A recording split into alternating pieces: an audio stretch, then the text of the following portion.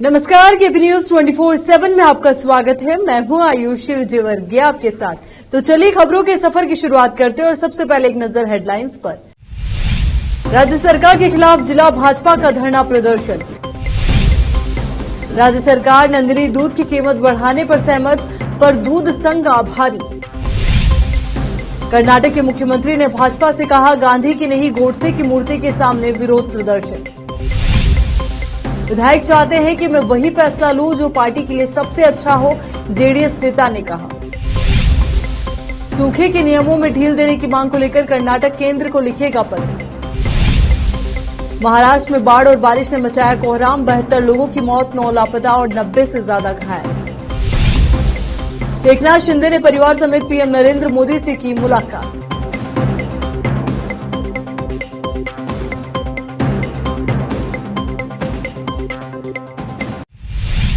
अब देखते हैं समाचार विस्तार से। बीदर में आज जिला भाजपा द्वारा राज्य की कांग्रेस सरकार के खिलाफ शहर के अंबेडकर चौक पर प्रदर्शन किया गया। भाजपा ने विधायकों के निलंबन की निंदा करते हुए कृषि कानून को रद्द करने पर आक्रोश जताया और कहा, कांग्रेस सरकार अधिकारियों के ट्रांसफर घोटाले में शामिल है। प्रदर्शन के दौरान राज्य सरकार के खिलाफ जमकर नारेबाजी की गई। इस अवसर पर भाजपा जिला इकाई के अध्यक्ष शिवानंद मंथलकर, दक्षिण क्षेत्र के विधायक शैलेंद्र बेलदाड़े, शहर इकाई के अध्यक्ष शेषी होसल्ली, भाजपा पार्टी के नेताओं और कार्यकर्ताओं ने भाग लिया। कैमरामैन संतोष की कवरेज। ನಮ್ಮ 10 ಜನ ಎಮ್ಎಲ್ಎಗಳನ್ನು ಅಮಾನತು ಮಾಡ್ತಾರೆ ಮತ್ತು ಯಾವ ರೀತಿ ಕಾನೂನು ವ್ಯವಸ್ಥೆ ಇಡೀ ರಾಜ್ಯದಲ್ಲಿ ಹದಗೆಟ್ಟಿದೆ, ಕೊಲೆಗಳಾಗ್ತಾ ಇದೆ ಮತ್ತು ರಾಜಕೀಯ ಪ್ರೇರಿತ ಬಂಧನಗಳಾಗ್ತಾ ಇದೆ. ಅದೇ ರೀತಿ ರೈತರಿಗೆ ಅನ್ಯಾಯ ಮಾಡ್ತಾ ಇದ್ದಾರೆ. ಆ ನಿಟ್ಟಿನಲ್ಲಿ ಇಲ್ಲಿಯವರೆಗೆ ಸುಮಾರು 46 ಜನ ರೈತರು ಆತ್ಮಹತ್ಯೆ ಮಾಡಿಕೊಂಡಿದ್ದಾರೆ. ಒಂದು ಆತ್ಮಹತ್ಯೆ ಹೆಸರಣೆ ಮತ್ತೆ ಕಾಂಗ್ರೆಸ್ ಸರ್ಕಾರದಲ್ಲಿ ಆರಂಭವಾಗಿದೆ. ಈ ರೀತಿಯ ಒಂದು ಜನವಿರೋಧಿ ನೀತಿ ಅನುಸರಿಸ್ತಾ ಇರುವ ಸಿದ್ದರಾಮಯ್ಯಜಿಯವರ ಏನು ಸರ್ಕಾರ ಇದೆ, ಇದರ ವಿರುದ್ಧ ನಾವು ಉಗ್ರವಾಗಿ ಹೋರಾಟ ಮಾಡ್ತಾ ಇದ್ದೇವೆ. ಈ ಅಮಾನತು ಮಾಡಿರುವುದು ಮತ್ತು ಉಗ್ರರನ್ನು ಒಂದು ಸಮರ್ಥಿಸಿಕೊಳ್ಳುವಂಥ ಒಂದು ಪ್ರಯತ್ನ ಮಾಡ್ತಾ ಇದ್ದಾರೆ. ಸಾಫ್ಟ್ವೇರ್ನ ತೋರಿಸ್ತಾ ಇದ್ದಾರೆ. ಅದನ್ನು ಎನ್ಐಎಗೆ ಕೊಡಬೇಕು. ಯಾವುದೇ ಭಯೋತ್ಪಾದನೆ ಚಟುವಟಿಕೆಗಳಾದಲ್ಲಿ ಅದು ಎನ್ಐಎಗೆ ಕೊಡಬೇಕು ಅನ್ನುವಂಥ ಒಂದು ಆಗ್ರಹ ಕೂಡ ಈ ಮೂಲಕ ನಾವು ಮಾಡ್ತಾ ಇದ್ದೇವೆ. ಈ ಸರ್ಕಾರದ ವಿರುದ್ಧ ಮುಂದಿನ ದಿನಗಳಲ್ಲಿ ಮತ್ತಷ್ಟು ನಮ್ಮ ಮಂಡಲ ಮಟ್ಟದಲ್ಲೂ ಕೂಡ ಹೋರಾಟಗಳು ಇದೇ ರೀತಿ ನಡೀತವೆ. ಅದಕ್ಕೆ ಈ ಸರ್ಕಾರದವನ್ನು ವಿರೋಧಿಸಿ ನಾವು ಇವತ್ತಿನ ಪ್ರತಿಭಟನೆ ಮಾಡಿದ್ದೇವೆ. ಜೈ ಹಿಂದ್. ಧನ್ಯವಾದಗಳು. कलबुर्गी बीदर यादगिरी दुग्ध संघ के पूर्व अध्यक्ष वर्तमान निदेशक मल्लिकार्जुन बिरादर ने कहा कि चूंकि राज्य सरकार नंदिनी दूध की कीमत बढ़ाने पर सहमत हो गई है, इससे राज्य के दुग्ध उत्पादकों को लाभ होगा। दाम बढ़ने से प्रत्यक्ष और अप्रत्यक्ष रूप से लाखों लोगों को फायदा होगा। उन्होंने कहा कि इससे संघ को मजबूत करने में मदद मिलेगी। बेंगलुरु में आयोजित कर्नाटक दुग्ध महामंडल और सभी दुग्ध संघों की बैठक में मुख्यमंत्री सिद्धरामैया ने किसानों के लाभ के लिए नंदिनी दूध की कीमत प्रति लीटर बढ़ाने का फैसला किया। 3 रुपए बढ़ाने पर सहमति बनी है। बैठक में शामिल हुए उन्होंने कहा कि दरों में बढ़ोतरी 1 अगस्त से प्रभावी होगी। किसानों के हित को ध्यान में रखते हुए दूध के दाम बढ़ाने को हरी झंडी देने के लिए मुख्यमंत्री सिद्धरामैया को धन्यवाद दिया। उन्होंने कहा कि मूल्य वृद्धि का लाभ सभी किसानों को दिया जाएगा। विशेष संवाददाता की रिपोर्ट। बीदर शहर में बारिश के कारण सड़कों पर पानी जमा है, तो वहीं आसपास गंदगी का आलम है। इसी प्रकार बीदर शहर के पुराने क्षेत्र ऐतिहासिक मदरसा महमूद गावान के सम्मुख नालियां कचरे और गंदगी से लैस है। वहीं इससे लगे नगर सभा के शौचालय की भी हालत खस्ता है।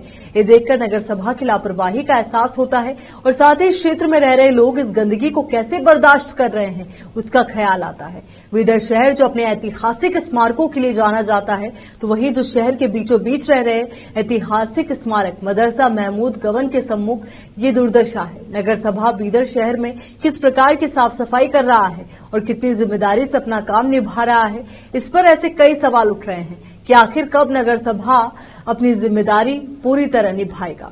मोहम्मद यासीन की रिपोर्ट। अब देखते हैं राज्य के अन्य क्षेत्रों के समाचार। मुख्यमंत्री सिद्धरामैया ने विधानमंडल सत्र का बहिष्कार करने के लिए भाजपा और जेडीएस विधायकों की आलोचना की और महात्मा गांधी की प्रतिमा के सामने विरोध प्रदर्शन करने के लिए भगवा पार्टी के विधायकों पर कटाक्ष करते हुए कहा कि इसके बजाय उन्हें नाथूराम गोडसे की प्रतिमा के सामने विरोध करना चाहिए था। विधान परिषद में बजट पर बहस का जवाब देते हुए सिद्धरामैया ने कहा कि बीजेपी और जेडीएस का कार्यवाही का बहिष्कार करना उनके जन विरोधी और अलोकतांत्रिक रवैये को दर्शाता है। उन्होंने कहा कि विडंबना है कि भाजपा नेता गोडसे की प्रतिमा के सामने धरना देने के बजाय गांधी की प्रतिमा के सामने बैठे हैं। उन्होंने कहा भाजपा गांधी की हत्या करने वालों के परिवार से है, उन्हें गांधी की प्रतिमा के सामने बैठकर न्याय मांगने का क्या नैतिक अधिकार है। सिद्धरामैया ने पीएम मोदी पर भी हमला किया और कहा कि उन्होंने देश को कर्ज के जाल में धकेल दिया है। उन्होंने कहा आजादी के बाद से देश की उधारी 53 लाख करोड़ रुपए थी, लेकिन पिछले 10 सालों में केंद्र ने 118 लाख करोड़ रुपए उधार लिए हैं। उन्होंने कहा कि महंगाई के लिए मोदी जिम्मेदार है। जनता दल सेक्युलर ने भारतीय जनता पार्टी के साथ जाने का फैसला किया है। बुलाई गई आधिकारिक जनता दल विधायक दल की बैठक में पार्टी विधायकों ने भाजपा के नेतृत्व वाले राष्ट्रीय जनतांत्रिक गठबंधन एनडीए या धर्मनिरपेक्ष विपक्षी दलों के समूह इंडिया भारतीय राष्ट्रीय विकासात्मक समावेशी गठबंधन में शामिल होने के मुद्दे पर चर्चा की। विधायकों ने वरिष्ठ नेता एचडी कुमारस्वामी को पूरा अधिकार देते हुए कहा कि पार्टी को बचाने के लिए आप जो भी उचित समझे वो करें।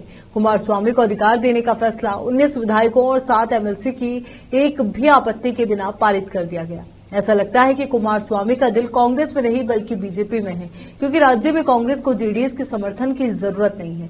इससे पहले भी विधानसभा नतीजों के तुरंत बाद 8 समीक्षा बैठकों के दौरान जेडीएस के किसी भी नेता ने पार्टी के बीजेपी के साथ जाने पर आपत्ति नहीं जताई थी। इस बात पर सर्वसम्मति थी कि आपको वही करना चाहिए जो पार्टी के हित में हो, यहां तक कि बीजेपी के साथ भी जाना चाहिए। राजस्व मंत्री कृष्णा बायरे गौड़ा ने केंद्र पर कटाक्ष किया, क्योंकि 2016 में संशोधित सख्त दिशा निर्देशों वाला मैनुअल राज्य के लिए कुछ तालुकों को सूखाग्रस्त घोषित करने में बाधा बन गया है। राज्य केंद्र को पत्र लिखकर दिशा निर्देशों को सरल बनाने की मांग करेगा। विधानसभा में अपने संबंधित विधानसभा क्षेत्रों को सूखाग्रस्त घोषित करने की मांग करने वाले विधायकों को जवाब देते हुए कृष्णा ने बताया कि मुख्यमंत्री सिद्धरामैया द्वारा एक विस्तृत पत्र केंद्र को भेजा जाएगा, जिसमें दिशा निर्देशों को सरल बनाने का आग्रह किया जाएगा। पहले दिशा निर्देश लचीले थे, लेकिन अब 60% बारिश की कमी और 3 सप्ताह तक शुष्क रहने की स्थिति है।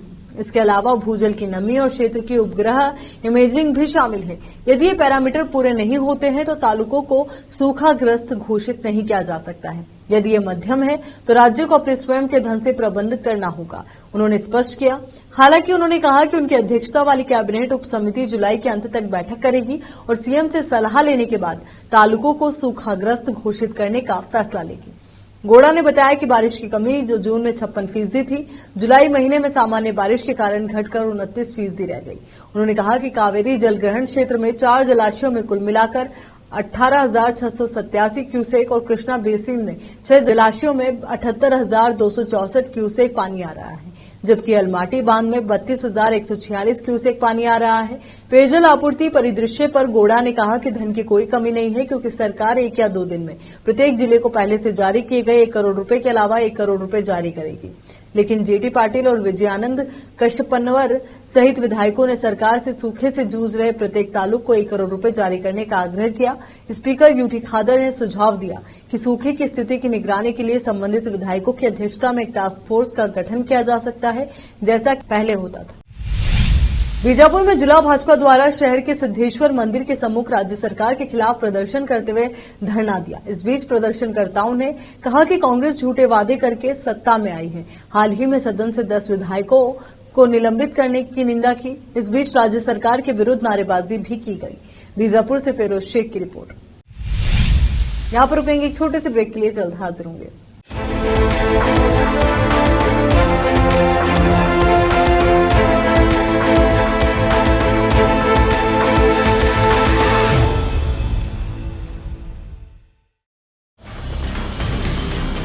हिंदुस्तान के हर कोने में हम हैं मौजूद। 24 घंटे हालात पर गहरी नजर, खबरों से जुड़े चुपते सवालात, और आपको दिखाता है धार्मिक, सामाजिक, राजनीतिक, लोकल और इंटरनेशनल न्यूज की सबसे बेहतर कवरेज, जो आपको रखती है हर पल बाखबर। देश और दुनिया भर की खबर के लिए देखते रहें KP news 24/7। Noor education trust Bidar की ओर से चलाए जाने वाला Noor MEd and BEd college Bidar, recognized by NCTE Delhi and affiliated to Gulbarga University, Gulbarga. Admission are open for the academic year 2022-23. विशेषज्ञ और सक्षम शिक्षकों द्वारा शिक्षा प्राप्त करने के लिए नूर एमएड एंड बीएड कॉलेज में दाखिला लें और शांत वातावरण में शिक्षा प्राप्त करें। बीदर शहर में बेहतर शिक्षा का एकमात्र केंद्र Noor MEd and BEd college, Shahpur gate, Bidar. Phone numbers 9945283920 8482221297।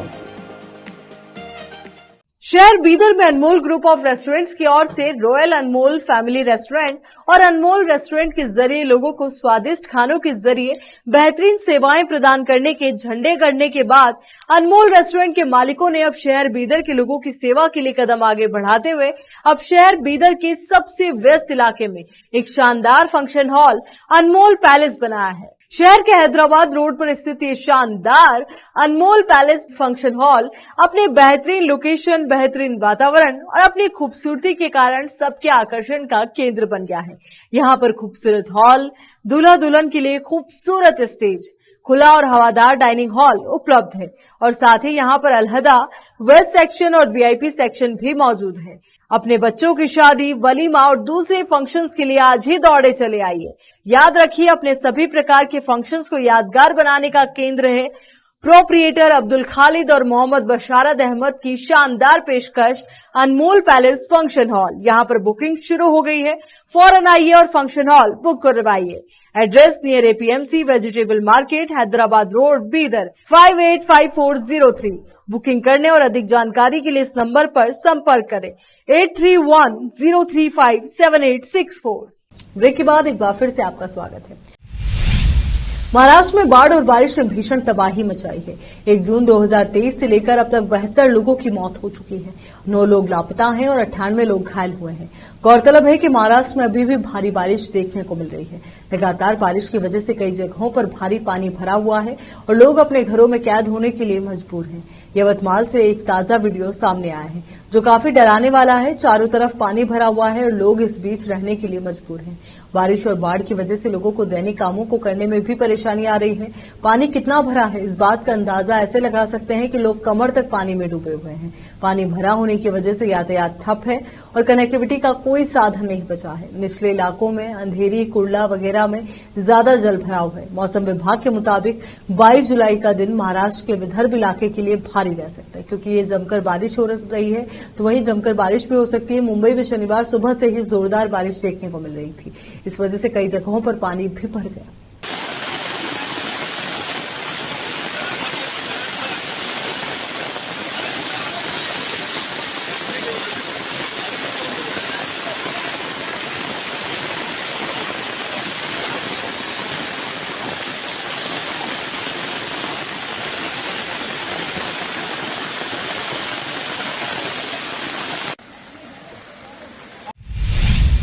Maharashtra के मुख्यमंत्री एकनाथ शिंदे आज परिवार समेत प्रधानमंत्री नरेंद्र मोदी से मुलाकात करने पहुंचे। इस दौरान उनके साथ उनके पिता संभाजी शिंदे, पत्नी लता शिंदे, सांसद और बेटा श्रीकांत शिंदे, बहू रुशाली शिंदे और पोता रुद्राक्ष मौजूद रहे। पीएम नरेंद्र मोदी से मुलाकात के बाद अब शाम 4 बजे एकनाथ शिंदे गृहमंत्री अमित शाह से मुलाकात करने पहुंचे। कल मुख्यमंत्री एकनाथ शिंदे ने अपने एक मित्र के पारिवारिक कार्यक्रम में भाग लेने के लिए दिल्ली आए थे।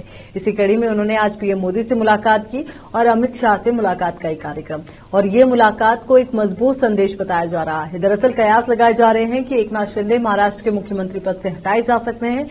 ऐसे में पीएम नरेंद्र मोदी से उनकी मुलाकात एक मजबूत संदेश है जो लोगों के मुंह को बंद करने के लिए काफी है। बता दें कि शरद पवार का साथ छोड़कर जब से अजीत पवार ने भाजपा और शिवसेना का साथ दिया है, तब से कयास लगाए जा रहे थे कि एकनाथ शिंदे को मुख्यमंत्री के पद से हटाया जा सकता है। कुछ लोगों का यह भी कहना था कि एकनाथ शिंदे गुट के कुछ नेता अजीत पवार को सरकार में लाने के पक्ष में नहीं है, इस कारण उनके बीच नाराजगी चल रही है। हालांकि शरद पवार का साथ छोड़कर भाजपा और शिवसेना एकनाथ शिंदे गुट के साथ सरकार में शामिल होने वाले अजीत पवार को महाराष्ट्र का डिप्टी सीएम घोषित कर दिया गया है। वहीं उनके साथ आए विधायकों को भी मंत्री पद दिया गया है। शनिवार को देश के chief justice DY Chandrachud IIT Madras के दीक्षांत समारोह में थे। यहां उन्होंने अपने संबोधन में कई ऐसी बातें कही जिस पर कानूनी एजेंसियां ही नहीं बल्कि प्रत्येक आम आदमी को ध्यान देने की आवश्यकता है। चीफ जस्टिस ने कहा कि आजकल हम सभी तकनीक का इस्तेमाल कर रहे हैं, लेकिन इसको लेकर हमारे मन में कई सवाल रहते हैं। उन्होंने कहा कि प्रौद्योगिकी को उपयोगकर्ताओं के मन में भय पैदा नहीं करना चाहिए, अन्यथा लोग खुले एवं मुक्त रूप से अपने विचार व्यक्त नहीं कर पाएंगे और यहीं से हम पिछड़ जाएंगे। आईआईटी मद्रास के 60वें दीक्षांत समारोह में मुख्य अतिथि के रूप में अपने संबोधन में शनिवार को भारत के मुख्य न्यायाधीश ने कहा, कोई भी प्रौद्योगिकी निर्वात में जन्म नहीं लेती है, बल्कि वो उस समय की सामाजिक वास्तविकता तथा कानूनी, आर्थिक और राजनीतिक व्यवस्था का परिचायक होती है। उन्होंने कहा कि सोशल मीडिया ने आज राष्ट्रीयता समेत कई बाधाओं को समाप्त कर दिया है और कोई भी एक बार में लाखों संदेश भेज सकता है, जो ऑफलाइन माध्यम से संभव नहीं है। न्यायमूर्ति चंद्रचूड़ ने कहा कि लेकिन प्रौद्योगिकी के उद्भव के साथ ही नए व्यवहार का जन्म भी हुआ है और ये ऑनलाइन माध्यम से धमकी, गाली गलौज करने और ट्रोल करने का है। उन्होंने कहा कि जब हम भविष्य की ओर बढ़ रहे हैं, तब प्रौद्योगिकी के विकास के साथ इन विषयों पर भी विचार करने की जरूरत है। भारत के प्रधान न्यायाधीश ने कहा, आज एआई ऐसे शब्द हैं जो हर किसी की जुबान पर है। कृत्रिम बुद्धिमत्ता के माध्यम से कंप्यूटर, सॉफ्टवेयर और हार्डवेयर की क्षमता बढ़ाने में मदद मिली है। उन्होंने कहा कि एआई के साथ चैट जीपीटी सॉफ्टवेयर का उपयोग भी बढ़ा है, जो चुटकुले बनाने से लेकर कोडिंग करने और कानूनी विषयों को लिखने तक में देखा जा रहा है। उन्होंने कहा कि यहां तक कि उच्चतम न्यायालय में भी कार्यवाही की लाइव स्ट्रीमिंग, सीधे प्रसारण के लिए पायलट आधार पर एआई का उपयोग कर रहे हैं। मणिपुर में 4 मई को 2 महिलाओं को निर्वस्त्र करके पीटा गया था। मणिपुर में जारी हिंसा के बीच ये वीडियो फुटेज बीते कुछ दिनों पहले जारी किया गया था। इस मामले में पुलिस कार्रवाई कर रही है, लेकिन इस वीडियो को जिसने भी देखा, सभी ने आरोपियों के खिलाफ सजा की मांग की है। इस बीच पश्चिम बंगाल के मालदा में 2 महिलाओं को निर्वस्त्र करके पीटे जाने का मामला सामने आया। महिलाओं पर चोरी का आरोप लगाकर उन्हें पीटा गया। इस वीडियो को भाजपा के केंद्रीय सह प्रभारी अमित मालवीय ने ट्वीट करते हुए दावा किया कि यह घटना पश्चिम बंगाल के मालदा जिले की है। अमित मालवीय ने इस वीडियो को ट्वीट करते हुए ममता बनर्जी सरकार को आड़े हाथ लिया। भाजपा के सांसद लॉकेट चटर्जी ने भी इस ट्वीट को शेयर किया। ये घटना पश्चिम बंगाल के मालदा के बामनगोला थाने के पाकुआ हाट की है। यहां मंगलवार के दिन हाट लगती है। यहां बाजार में महिलाओं को चोरी के आरोप में पकड़ा गया और उनकी पिटाई की गई। अमित मालवीय द्वारा शेयर किए गए वीडियो में देखा जा सकता है कि कैसे 2 महिलाओं की पिटाई चल रही है। कोई उसे बाल से खींच रहा है तो कोई जूते से मार रहा है। बीजेपी के केंद्रीय सह प्रभारी अमित मालवीय ने ट्वीट करते हुए दावा किया और कहा कि पश्चिम बंगाल में आतंक का कहर जारी है। मालदा के बामनगोला पुलिस स्टेशन के पाकुआ हाट इलाके में 2 आदिवासी महिलाओं को निर्वस्त्र किया गया, प्रताड़ित किया गया और बेरहमी से पीटा गया, जबकि पुलिस मूक दर्शक बनी रही। भाजपा सांसद लॉकेट चटर्जी ने इस मामले पर ट्वीट किया, ये राज्यों की बात नहीं है, इस देश की बेटी राजनीति, जाति और पंथ की परवाह किए बिना सम्मान की हकदार है। पश्चिम बंगाल के मालदा में हुई ये घटना चौंकाने वाली और भयावह है। अब देखते हैं समाचार विदेश के। यूक्रेन के साथ रूस की जंग और तेज हो गई है। यूक्रेन के लगातार पलटवार से रूस बौखला गया है। करारा जवाब देने के उद्देश्य से रूस ने यूक्रेन के अनाज गोदाम को भी नहीं बख्शा। घातक क्रूज मिसाइलों से अनाज गोदाम को निशाना बनाया गया। इससे भारी मात्रा में अनाज के नुकसान की खबर है। बता दें कि हाल ही में रूस और यूक्रेन के बीच अनाज समझौता निरस्त हुआ है। यूक्रेन की हवाई रक्षा प्रणाली की जद में आए बगैर और कम ऊंचाई से गुजरते हुए रूस की क्रूज मिसाइलों ने शुक्रवार सुबह ओडेशा क्षेत्र में अनाज गोदाम को निशाना बनाया। यूक्रेन के अधिकारियों ने जानकारी दी। इससे पहले रूसी सेना ने क्षेत्र में काला सागर बंदरगाह के बुनियादी ढांचे पर लगातार 3 दिन तक बमबारी की। दक्षिणी ओडिशा क्षेत्र के गवर्नर ओहेल कीपर ने बताया कि 2 मिसाइल गोदाम से टकराई, जिसके कारण वहां आग लग गई और जब श्रमिक आग बुझाने का प्रयास कर रहे थे, उसी वक्त एक और मिसाइल वहां गिरी। पाकिस्तान में पेट्रोलियम डीलर्स ने धमकी दी है कि अगर सरकार उनके लाभ मार्जिन को बढ़ाने के अपने वादे को पूरा करने में विफल रहती है तो शनिवार से अनिश्चितकाल के लिए देश भर में पेट्रोल पंप बंद कर देंगे। पाकिस्तान पेट्रोलियम डीलर्स एसोसिएशन पीपीडीए ने अपने एक बयान में कहा कि उन्हें पेट्रोल और डीजल की बिक्री पर 5% की वृद्धि की अपनी प्रतिबद्धता को पूरा करने में सरकार की विफलता के खिलाफ विरोध करने के लिए मजबूर किया जा रहा है। द एक्सप्रेस ट्रिब्यून अखबार की रिपोर्ट के अनुसार एक प्रेस कॉन्फ्रेंस में पाकिस्तान पेट्रोलियम डीलर्स एसोसिएशन के अध्यक्ष समीउल उल्लाह खान ने 2 प्रमुख पेट्रोलियम उत्पादों की बिक्री पर अपना लाभ मार्जिन 5% तक बढ़ाने में सरकार की असमर्थता पर निराशा व्यक्त की। रिपोर्ट में कहा गया है कि वर्तमान में 6 रुपए प्रति लीटर 2.4% पर तय पेट्रोल और डीजल की मौजूदा कीमतें क्रमशः 253 रुपए प्रति लीटर और 253.50 रुपए प्रति लीटर को देखते हुए 5% मार्जिन 12 रुपए प्रति लीटर से अधिक होगा। पेट्रोलियम उत्पाद की कीमतें निर्धारित करने के लिए 16 जुलाई से प्रभावी नवीनतम पाक्षिक कार्य से संकेत मिलता है कि डीलर्स को दावे किए गए 6 रुपए प्रति लीटर के बजाय 7 रुपए प्रति लीटर मिल रहा था। अब एक नजर फिल्मी समाचारों पर। एकता कपूर और करण जौहर की सोशल मीडिया पर हुई नोकझोंक, ड्रीम गर्ल 2 का टीजर है वजह। अब समाचार खेल जगत से है। भारत के पास इतिहास दोहराने का मौका। 2023 में सूर्य कुमार यादव ने बाबर आजम को चटाई थी धूल। आखिर में देखते हैं समाचार बाजार के। जानिए क्या है सहारा का पैसा वापस पाने का प्रोसेस। रिफंड पोर्टल खुलते ही उमड़ पड़े धोखा खाए निवेशक। चलिए एक बार फिर से नजर डालते हैं हेडलाइंस पर। राज्य सरकार के खिलाफ जिला भाजपा का धरना प्रदर्शन। राज्य सरकार नंदिनी दूध की कीमत बढ़ाने पर सहमत, पर दूध संघ आभारी। कर्नाटक के मुख्यमंत्री ने भाजपा से कहा गांधी की नहीं गोडसे की मूर्ति के सामने विरोध प्रदर्शन। विधायक चाहते हैं कि मैं वही फैसला लूं जो पार्टी के लिए सबसे अच्छा हो, जेडीएस नेता ने कहा। सूखे के नियमों में ढील देने की मांग को लेकर कर्नाटक केंद्र को लिखेगा पत्र। महाराष्ट्र में बाढ़ और बारिश ने मचाया कोहराम, 72 लोगों की मौत, 9 लापता और 90 से ज्यादा घायल। एकनाथ शिंदे ने परिवार समेत पीएम नरेंद्र मोदी से की मुलाकात।